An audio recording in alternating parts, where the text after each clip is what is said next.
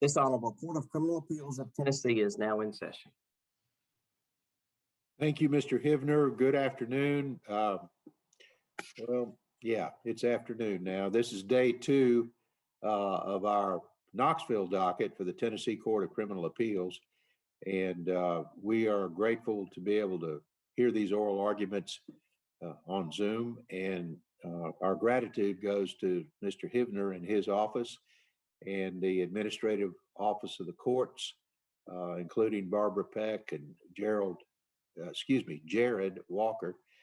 And we're all looking forward to getting back into the courtroom very soon, and hopefully that's going to happen. But today we'll operate in this fashion. It'll be as if we are in the courtroom, 20 minutes per side. My name's Robert Wiedemeyer. I'm in the Nashville in the middle section. My excellent colleagues today are Judge Camille McMullen from Memphis and Judge Ross Dyer, also from Memphis. Both of these attorneys look very familiar, so I know you know what the rules are. And let's see, Mr. Ridley, rebuttal time, if you want some, let me know. I'll help you keep up with it. And any preliminary matters before we get to this case, Mr. Hibner? No, Your Honor. All right, call the case, please. State of Tennessee versus Raymond Brandon Saffles.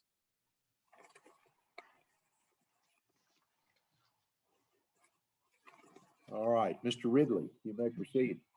Good afternoon, Your Honors. Todd Ridley on behalf of Mr. Saffles. If I could have 3 minutes for rebuttal. Certainly. Your Honors, this is a fairly typical restitution case in a lot of ways, and unfortunately it's typical in the way that there is error. This is an issue that I believe this court has seen a fair amount. But before I get into the particulars of the error in this case and what we're asking for, I'll give a brief rundown of how we got here. My client, Mr. Saffles, is a 24-year-old young man with severe autism, and he is cared for by his grandmother, who is in fact his adopted mother.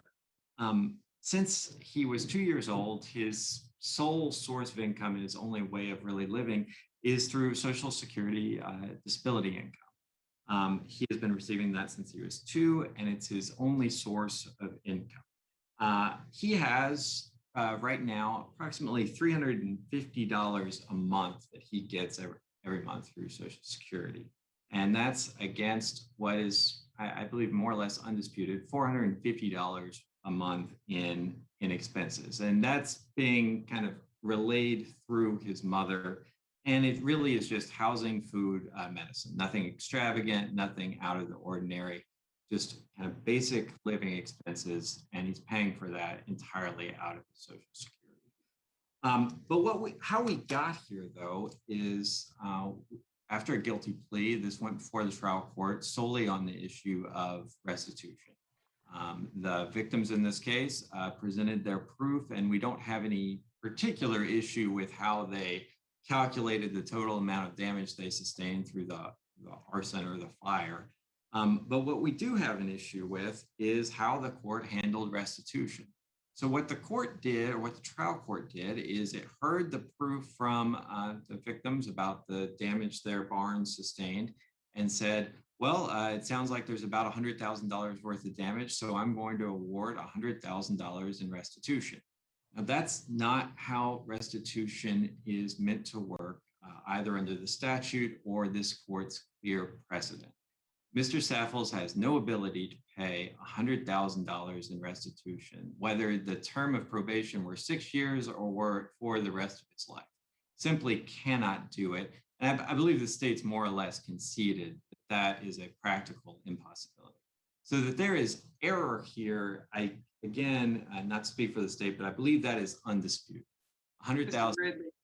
I know you spoke to this in your, your reply brief, but the partial waiver question that the state, touches on by saying that you partially waived it by not expressly preserving this issue. You want to speak to that at all? Sure.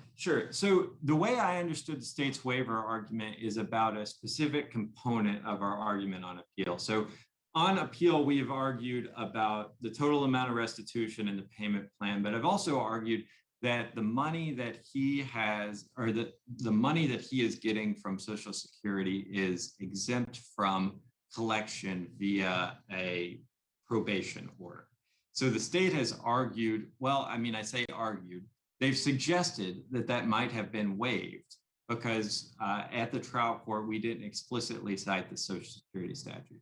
So my first response to the waiver argument is that they haven't really made a waiver argument. If the state's going to argue waiver, they need to come out and say, you've waived this issue for X, Y, and Z. They haven't done that. But second, I think they've said that you partially waived this argument. They concede that I guess that the restitution order should be reversed, but in terms of the question specifically about Social Security and whether Social Security benefits can be attached in the restitution order in this context, they say you've waived that issue. And I just wanted to make sure I was clear. That's the partial part that I understand them to say you waived. That's correct. And that's what I understood too. So my first response is just on a factual level of what was presented for the trial court was undisputed. Mr. Saffles' sole source of income is Social Security benefits. They presented to the trial court a letter from the Social Security Administration saying, here's the only money that I'm getting every month. So that fact was undisputed. So the only question is, was Mr. Saffles required at the hearing to say, we're relying on this specific part of the federal code? And I think the answer to that is no. The second we say that our sole source of income is Social Security, that's enough to preserve this issue because we've said we've triggered we've invoked in a way the federal law, and we don't have to write a brief at the trial level. We can say, we can present the fact that our sole source of income is Social Security. And it's then a question for the court to say, well, is that subject to restitution or is that subject to court compelled collection? I don't think we're required to write a brief at that stage. And I don't think we're required to do anything more than present the facts that would lead or would help the court reach this conclusion. The only other thing that I'll say before I'll allow you to continue with your argument is that was the trial court aware of, I guess, the pitfalls with trying to attach federal benefits in a restitution order? Or, I mean, was the court made aware in any aspect of? It did not come up at the hearing. I will certainly agree with that. Like, it did not come up with the hearing. But I'll also say, I mean, we're all lawyers, as is the trial judge, and we're expected to be aware of a lot of things, including federal law.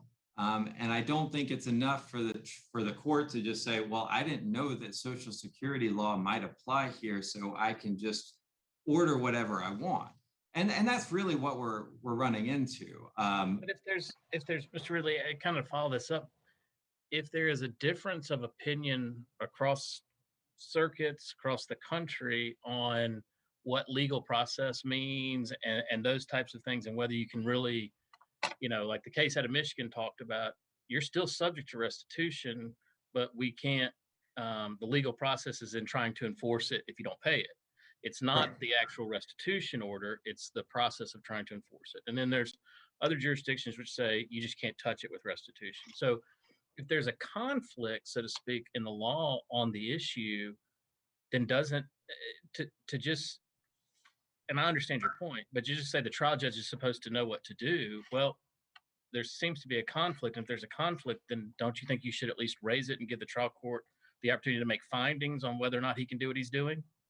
Sure. I mean, to be perfectly frank, this would be much cleaner and much easier to present to this court had it been raised with the specific sites of the statute, but it wasn't. So the question, I think, really for this court is there enough to decide the issue right now? And I think there is, because, again, it was undisputed that this is his sole source of income. And if we all agree that this is his sole source of income, then it's purely a legal question that can be decided by a court. And the legal question is court compelled restitution going to violate this component of federal law when we know that that is his only source of income? So there's no additional factual finding that can be made by the trial court about that. So your position really is, as far as what you're looking for your remedy is really just an opinion from us that says, yes, the $100,000 was improper, but it doesn't really matter because the legal question prevents you from even attaching a Social Security benefits anyway. My point being, you don't even see any need to remand, where at least the state's saying it needs to be remanded to resolve some issues. I think that's correct. What we're really asking for is we all agree that the $100,000 is incorrect. So there's reversible error there. What we're saying is you can reverse and just order it to go back for a corrected judgment, noting a restitution amount of 0. And so that's the relief we're asking for. What the state's saying is that this can be remanded for, I'm not really sure the state's asking for a new hearing, but they're saying it at least should go back. And we're saying because of this pure question of law about the garnishability or attachability of Social Security, that there's really no need for further fact findings because we already know the facts. The question is just, does this violate federal law or not? And I think with the undisputed facts as they are right now, the court can decide that. And if this goes back for another hearing and the court or the trial court says, well, I'm going to keep it at $50 a month, and then there's another appeal of, is this money subject to that? Then we're just here again in 12 months on the same question, just with a slightly different record, but not one that's any more factually developed because the facts have remained exactly the same. So I guess it's more a question of judicial economy for why this court should consider it now rather than after remand. But the legal question is essentially the same. Okay. Well, that's kind of that kind of led into the second issue that I wanted to talk about. Again, I guess it sounds like we all agree that there is error in the $100,000 restitution amount.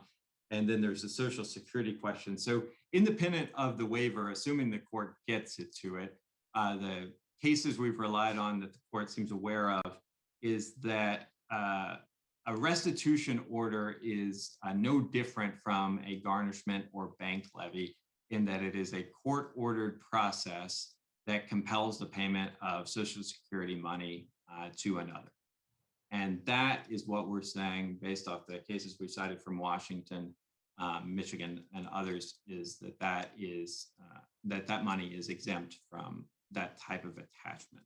But even if it is not, or even if that money is subject to attachment, then there still is the question of Mr. Saffles' ability to pay.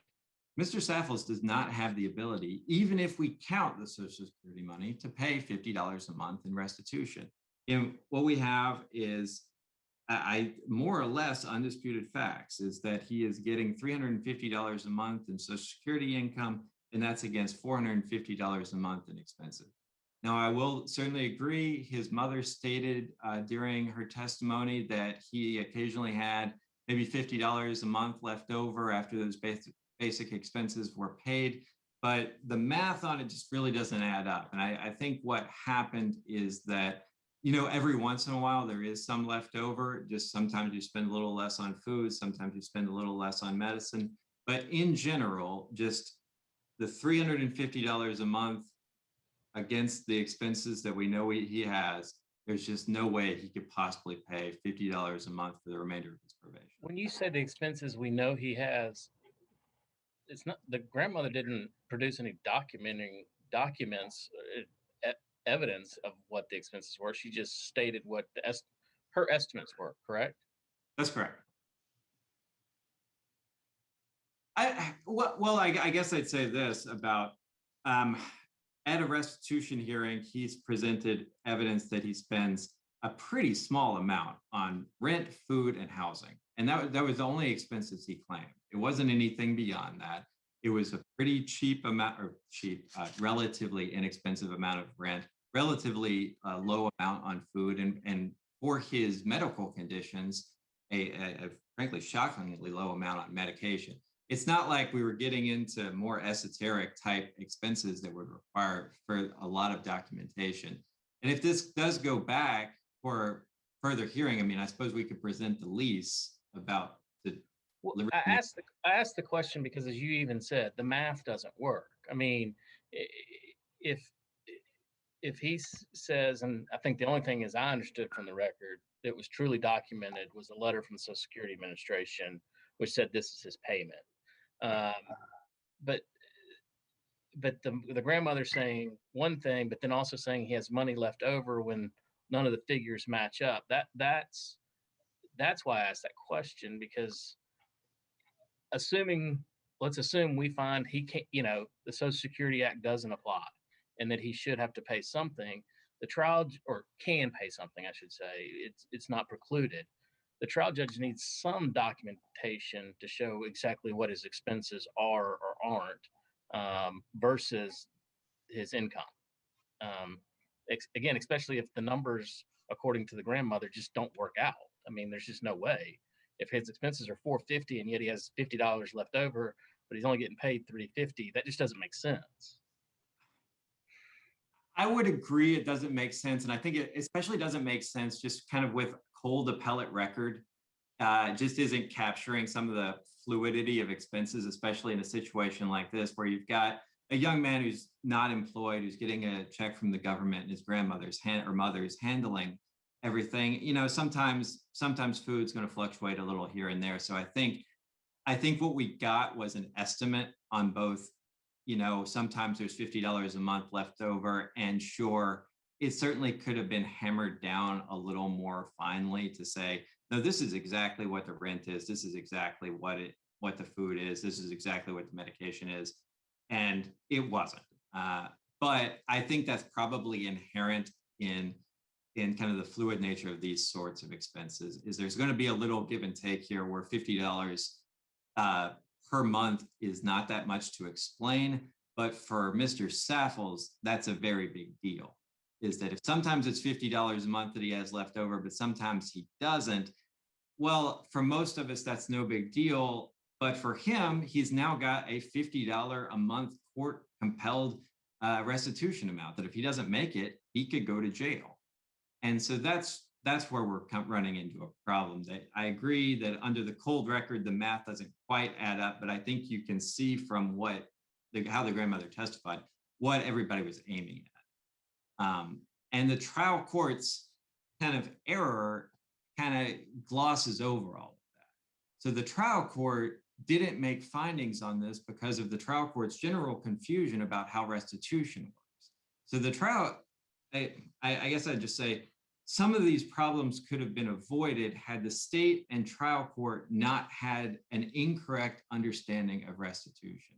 So the trial court and the state both just said, well, we're just going to set it at $100,000 because we're just worried about the civil judgment later on. We're not concerned about these fine details about like how restitution actually works and how it is a condition of probation.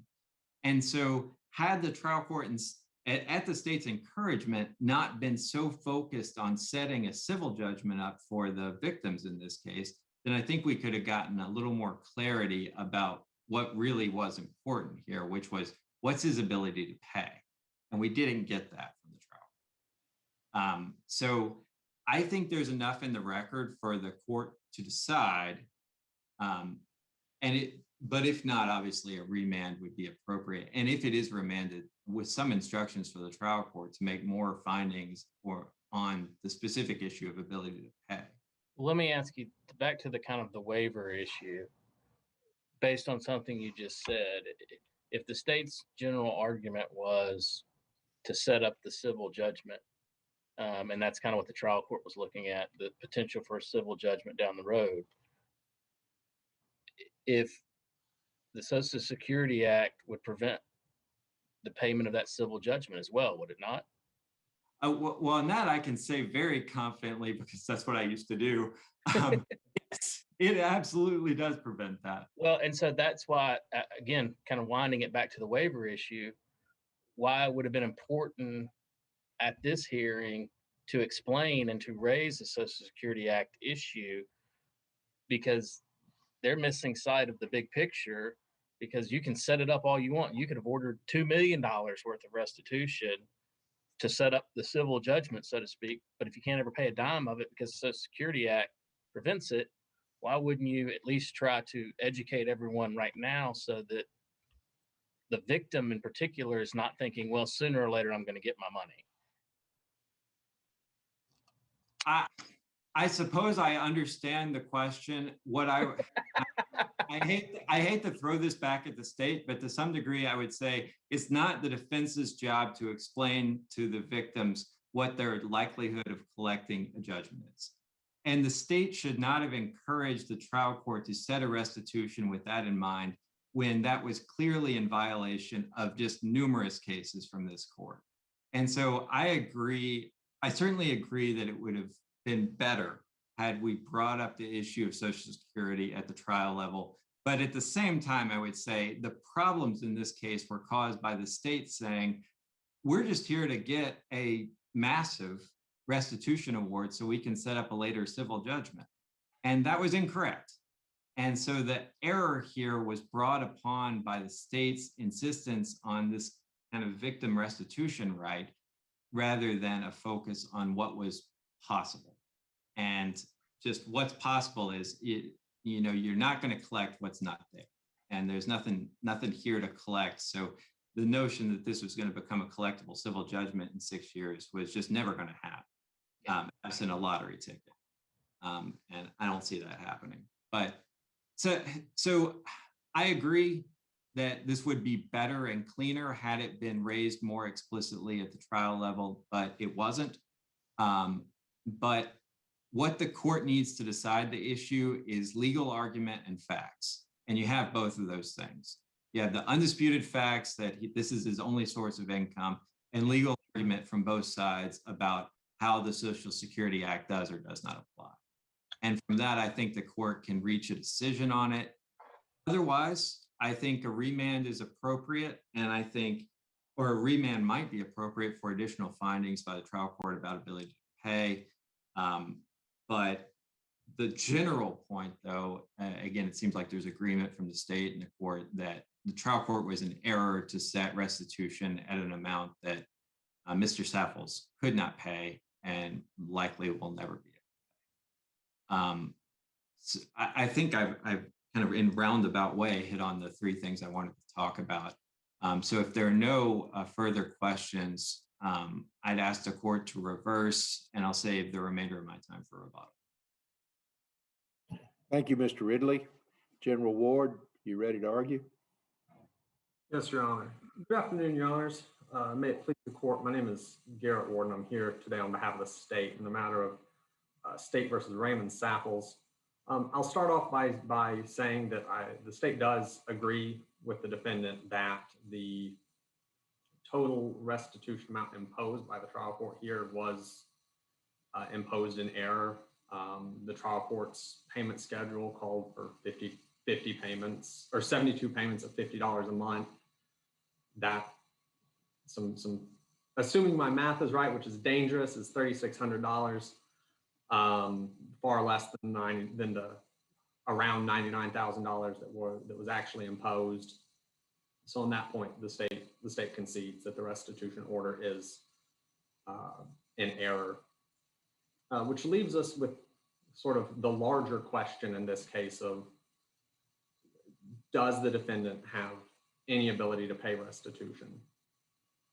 And as I understand the defense's argument, there are really two arguments the defense is advancing here. One is that based on the evidence put forth before the trial court at the restitution hearing, I just don't have any ability to pay any restitution. And two is, even if I have the ability to pay restitution, since my income is derived from Social Security, you can't impose a restitution obligation on me. Dealing first with the argument concerning the argument that the defendant lacks any ability to pay restitution, what the evidence before the court at the restitution hearing showed was that the defendant received $453 a month in Social Security income. At the restitution hearing, the defendant discussed a potential reduction in benefits, and before this court, opposing counsel on a number of occasions referenced an amount about $100 less than the amount the defendant was receiving at the time of the hearing.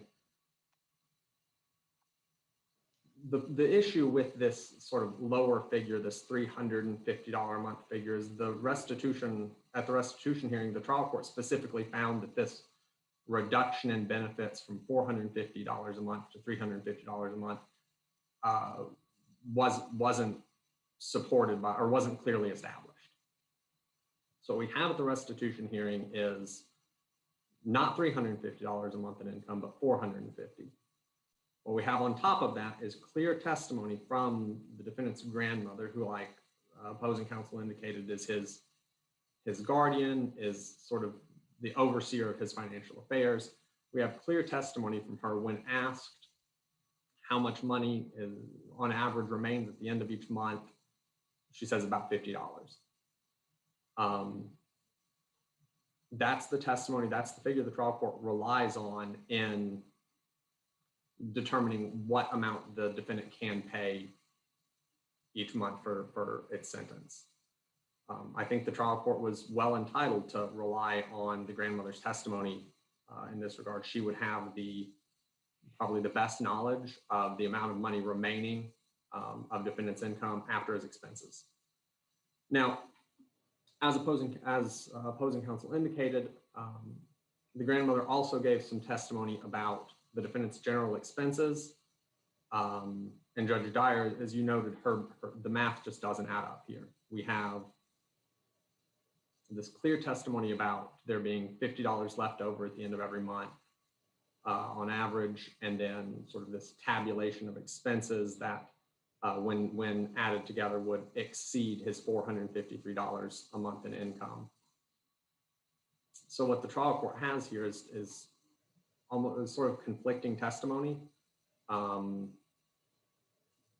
we're here on appeal with a cold record. The trial court is watching the grandmother as she gives both of these pieces of testimony, as she sort of lays out the expenses, and as she then testifies, well, after expenses, there's about $50 left. The trial court was well situated to determine an ability to pay based on these. Are you saying that he that $50 from the Social Security check is still subject to attachment by or in the order? Pardon me, Your Honor? Are you saying that that $50 could still be subject to attachment, even in light of the anti-attachment provision in the Social Security Act? Your Honor, I do think that the case law on 407, which is the relevant Social Security statute, I think the case law indicates that an order, like a restitution order, which imposes an obligation, is not prohibited by the statute. What the statute deals with, in effect, is things like, garnishment or levy enforcement mechanisms, sort of end stage mechanisms, not sort of beginning stage judicial orders that impose an obligation. What the statute prohibits is things that are much like garnishment, attachment, or levy, things that seek to enforce an obligation that has already been imposed. And I think what we have here, what this restitution order does, is it imposes an obligation. So, well, not to be flippant, but what's the point?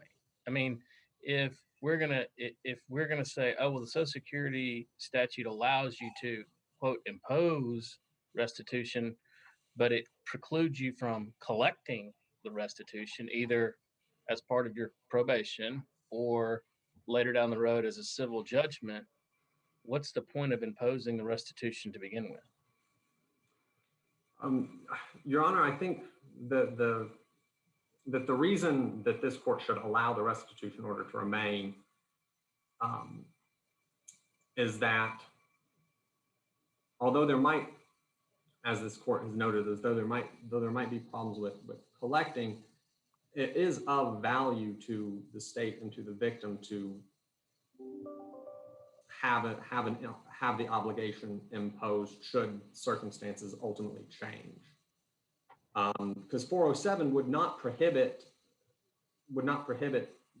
collection of any money from the defendant, period, should circumstances change for him. Now, I understand that restitution looks at ability to pay right now, but as I indicated to this court a few moments ago, I do think that the facts at the restitution hearing indicate he does have the current ability to pay. I guess I'm a little confused because I was under the impression that if his sole means of income was from his Social Security check, then 407A prohibits that. Your Honor, what 407A prohibits is subjecting funds dispersed from through Social Security to garnishment, levy, execution, attachment, or other legal process. Mm-hmm. The U.S. Supreme Court in Kefler indicated that other legal process, that courts in determining what that term means, Mm-hmm. should adopt a restrictive understanding, to not read what is sort of a vague term in an abstract, broad way, but that we should be looking for mechanisms that are in fact, the U.S. Supreme Court says, much like attachment and garnishment. What 407 does not do, under its plain language and under the case law, even the case law cited by the defense, what 407 does not do is immunize recipients of Social Security benefits from impositions of obligations. But I get that. But I'm having trouble, and this is again the first time we've really actually had to deal with interpreting this question. I'm having trouble, as a practical matter, understanding if the sole source is clearly derived from Social Security, and there's no other means available to the defendant to have income. I'm just not sure what the practical effect of imposing an order of restitution would be. I guess it would go back to Judge Dyer's question, because I don't want to delve down into what you have to do to get SSI, but they're not just liberally throwing out a bunch of money to individuals, I guess I'm just having a hard time getting my head around someone whose sole source of income is SSI, and that's clearly established. How the court could pierce this anti-attachment statute. And I understand you're saying that this is not an other use of legal process. You're saying that they're not immunized just because they get SSI, correct? Yes, Your Honor. I get it. This is just troubling to me, that there's no other. He's got no other source of income here. So, and he'll never be able to pay this restitution based on what we've read from the briefs. So I understand your argument, and you can proceed. And to address Your Honor's concern, and it's sort of a slight distinction here, but the state isn't trying to argue that a restitution, that ultimate collection and enforcement of restitution orders, similar to collection or enforcement of a civil judgment. The state isn't trying to suggest that somehow an enforcement mechanism wouldn't be affected by 407. It clearly would, at the point where the process we're discussing is similar to attachment, garnishment, levy, or execution. 407 would come into play. That just hasn't occurred here yet.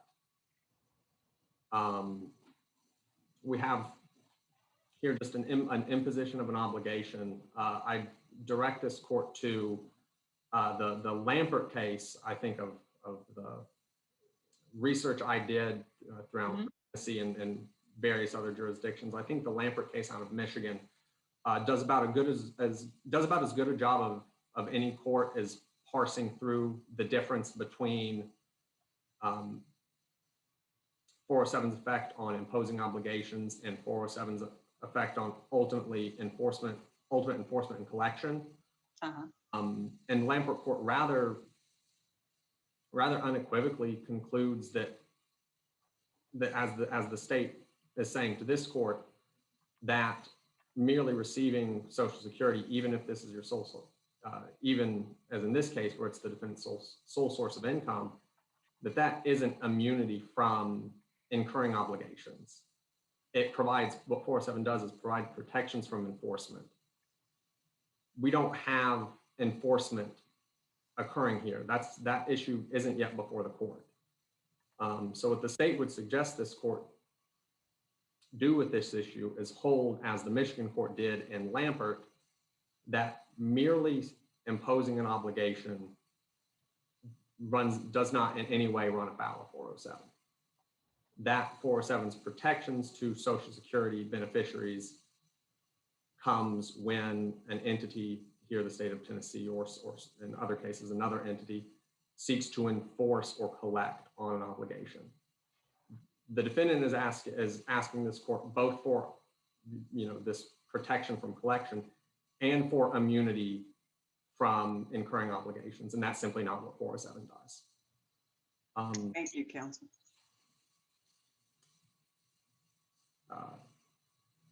So unless this court has any further questions, the state would ask that this case be sent back for a restitution order where the total amount of restitution is consistent with the court's payment schedule, but in other respects, in all other respects, that the trial court's judgment be allowed to stand.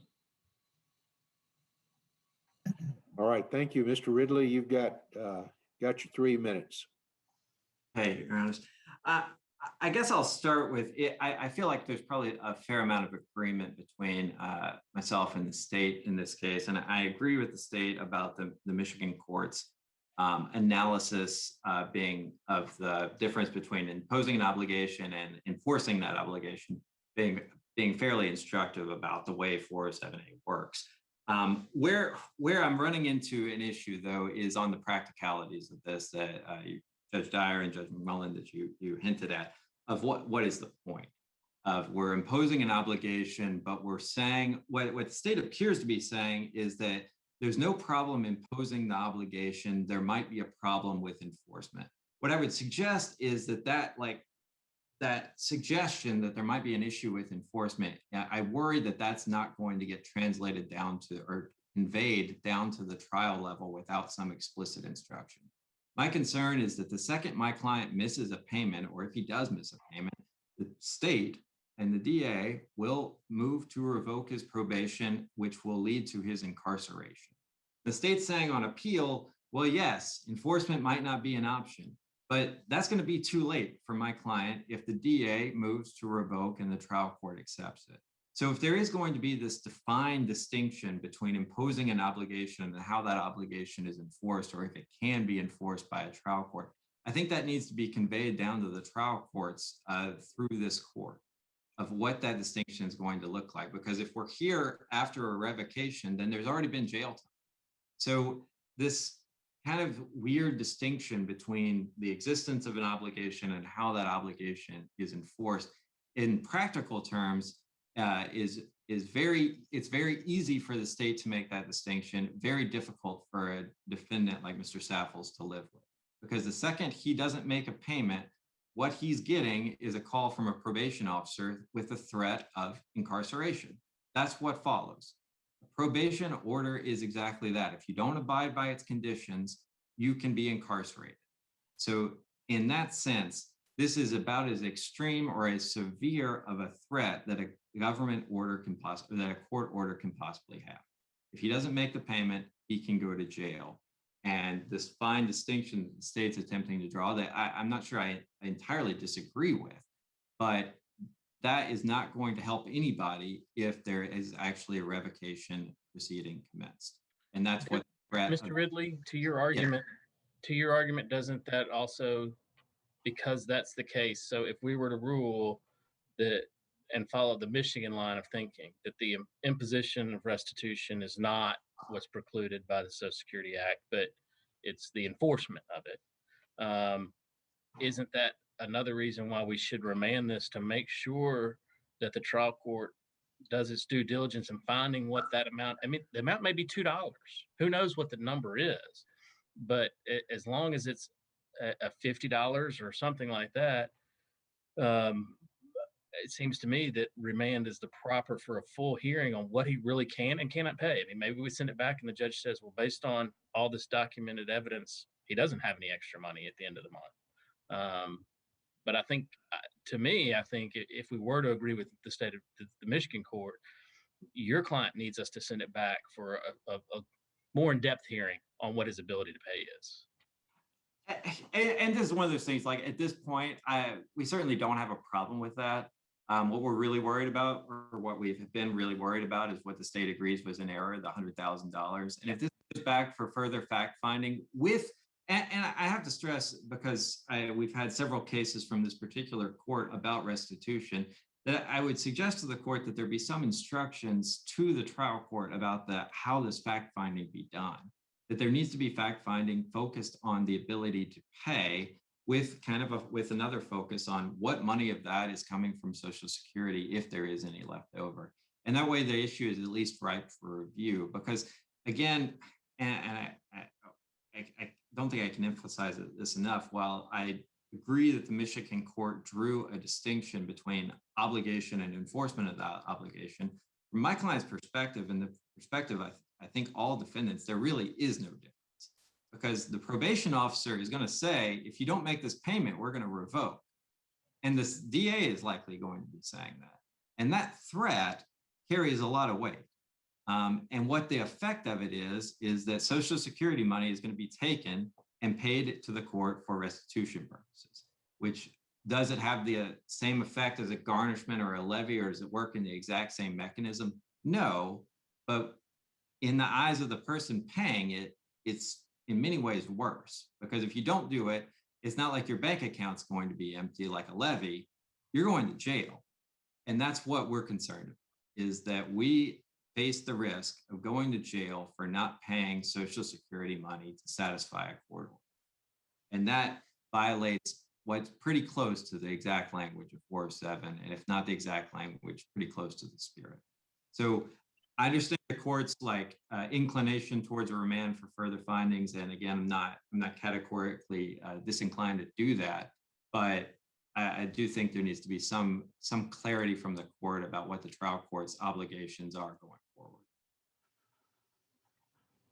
All right. If there are no further questions, I'll rest. All right. Thank you, Mr. Ridley and General Ward. Excellent arguments and briefs, and we'll study it and get an opinion out as soon as possible. Mr. Hibner will be